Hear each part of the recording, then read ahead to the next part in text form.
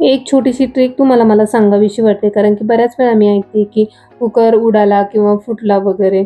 तर अशा दुर्घटना होऊ नये म्हणून आपण खरंच नेहमी काळजी घेतली पाहिजे. कारण की कसं वेळ कधी सांगून येत नाही. त्यामुळं काय करायचं, पहिल्यांदा आपल्याला भात लावायचा किंवा डाळ लावायची, जे काही लावायचं आहे ना, त्याच्यात व्यवस्थित प्रमाणात आपल्याला जितकं पाहिजे तितकं पाणी घ्या. पाणी घ्या. माझ्याकडं कुकरचं आतलं छोटंसं भांडं नाही आहे, म्हणून मी ते छोट्याशा पातेल्यामध्ये स्टीलच्या लावते.